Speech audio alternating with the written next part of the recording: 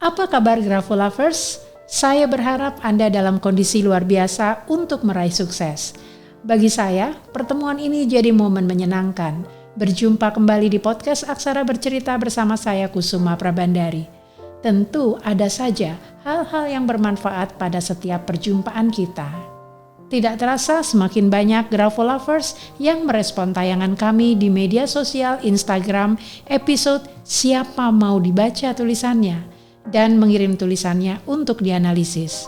Nah, pada episode mendatang saya akan memberi kesempatan terbuka kepada Grafolovers yang berminat dibaca tulisannya.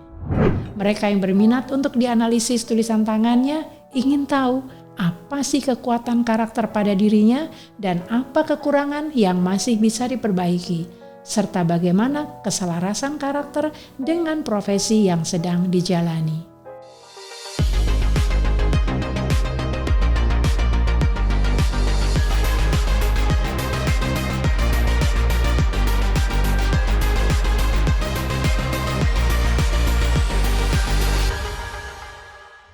Kali ini Grafolovers yang berpartisipasi adalah seorang wanita karir, direksi salah satu anak perusahaan BUMN bidang keuangan, Ibu Ruslina Butar-Butar.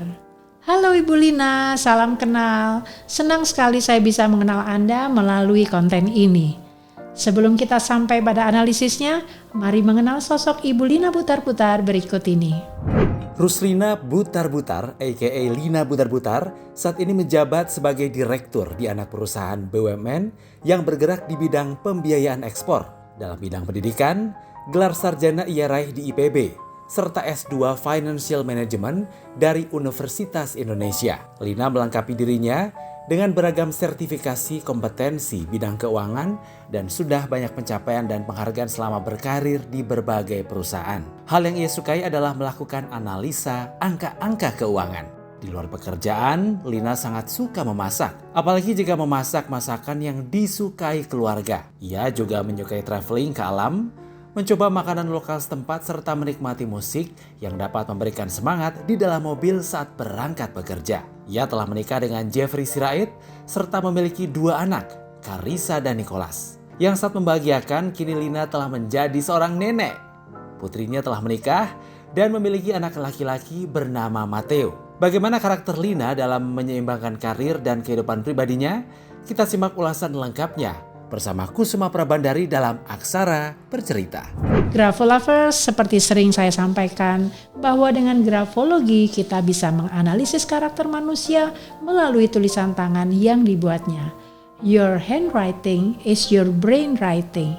Gaya menulis Anda adalah manifestasi dari memori yang tersimpan di pikiran bawah sadar sepanjang hidup. Memegang lembar kertas berisi tulisan tangan Ibu Lina, bagi saya seperti saya berjumpa dengan beliau.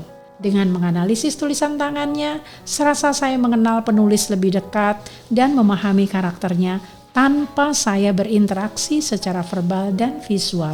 Untuk itu saya menyampaikan terima kasih kepada Ibu Ruslina karena telah mengizinkan saya menganalisis tulisan tangannya dan menayangkannya di konten ini. Mari kita lihat hasil analisisnya.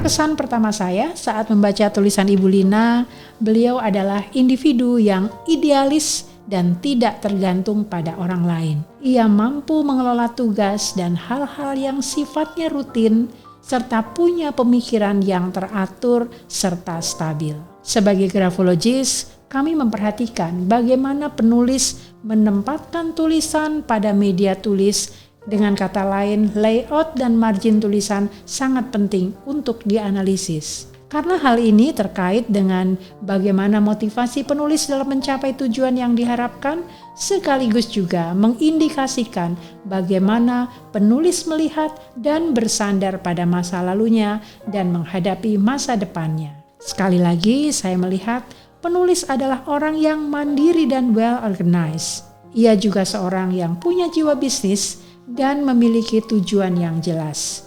juga individu yang bangga diri dan ekspresif. Masih dari layout tulisannya, sekaligus saya lihat dari bagaimana zona bawah tulisannya. Ibu Lina putar-putar orang yang atensi pada orang lain. Ia rendah hati, penyayang, dan ada masa-masa di mana ia sangat ingin selalu dekat dengan orang lain. Sepertinya memang ia tidak senang menyendiri. Pada kesempatan ini, sekaligus saya ingin mengingatkan pentingnya penulis memperhatikan 3 wilayah dalam tulisan atau the 3 zones in handwriting. Untuk penjelasan lengkapnya, Grafolovers dapat menyimak episode yang pernah tayang ini. Kembali pada pembahasan tulisan tangan, Ibu Lina Butar-Butar, saya melihat beliau adalah individu yang mau maju dari masa lampau. Mau berpikir jelas, sekaligus dia berani menghadapi tantangan masa depan serta komunikatif.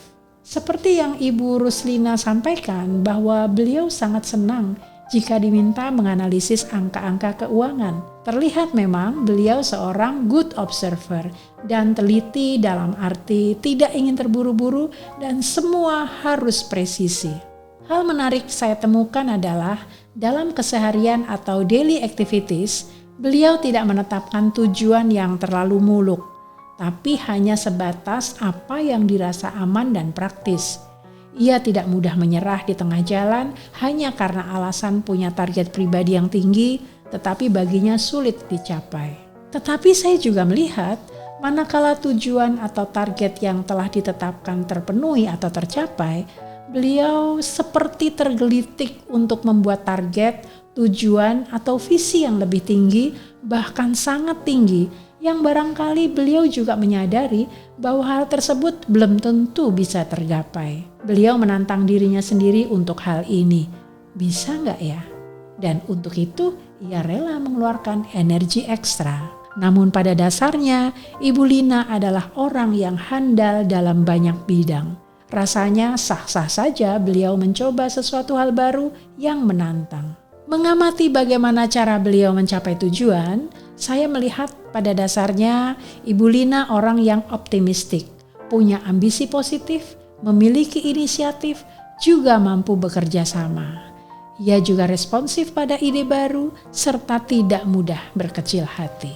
Sebagai bagian akhir dari analisis ini, saya melihat bahwa Ibu Ruslina Butar-Butar adalah individu yang terus terang. Ia senang berkata jujur apa adanya, apapun konsekuensinya. Ibu Ruslina, selesai sudah saya menganalisis tulisan tangan Ibu. Sebagai seorang analis tulisan tangan, saya menyampaikan bahwa seluruh analisis didasarkan pada ilmu grafologi dengan menjaga objektivitas, independensi, dan tanpa bias konten. Yang pasti, tidak ada karakter yang sama persis antar satu individu dengan individu lain. Saya menikmati perkenalan kita yang unik ini. Terima kasih dan semoga analisis ini bermanfaat. Silahkan memberikan komen jika sudah menonton tayangan ini ya. Grafolovers, demikianlah akhir dari Aksara Bercerita kali ini. Terus optimis dalam meraih kesuksesan dan bahagia di setiap aktivitas Anda. Tetap ikuti episode berikutnya dan jangan lupa untuk subscribe channel ini. Saya Kusuma Prabandari pamit, sampai jumpa.